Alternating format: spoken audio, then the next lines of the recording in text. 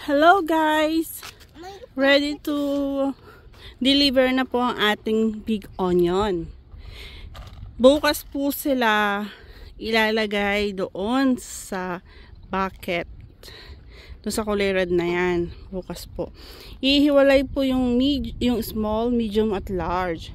Kita naman po natin yung mga yung mga sizes nila. Merong big, medium at small. Yung pong big yung mahal.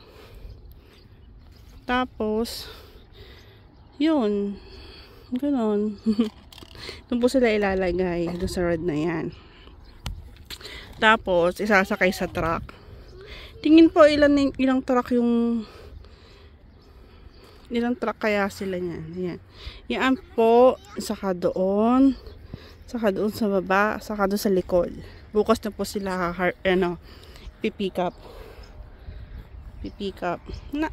Naabot sila ng 2 days. Pero malalaman natin. Tingnan nyo po guys. So, sobrang laki ng dalawa.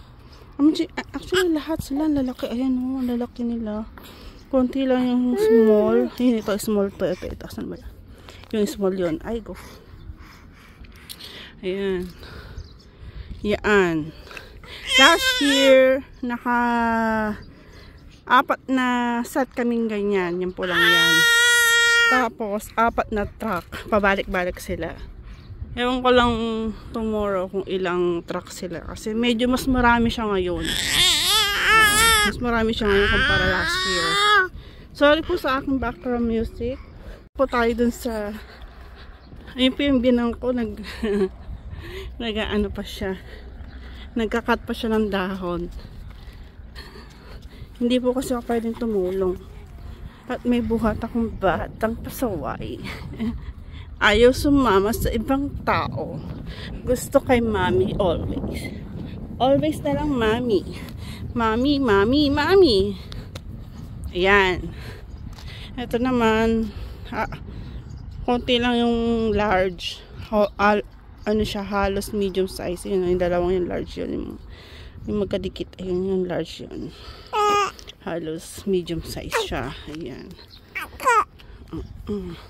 Tayo sa kabila. Biyanaan. Hindi pa kasi sila tapos.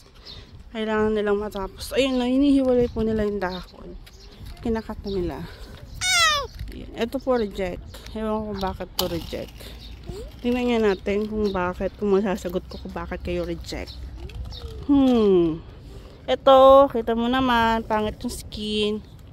Ito din po, ayun, pangit siya. Pangit, kaya reject. Pag hindi namin niluto yan, mabubulok lang po sila dyan. Ayun o, see? Yung reject natin, yun ang reject. Yan. Hindi pa katapos si Bianan. Harap pang konti. Isang 4 na line pa. Yun. Pero matatapos nila yan today. Lawak. So, ito pa po yung ating harvestan. Ito po. Ayan. At ito po ang ating Yampa farm. Yampa is onion. Onion. Ayan. Ito yung mga sizes. Konti yung large.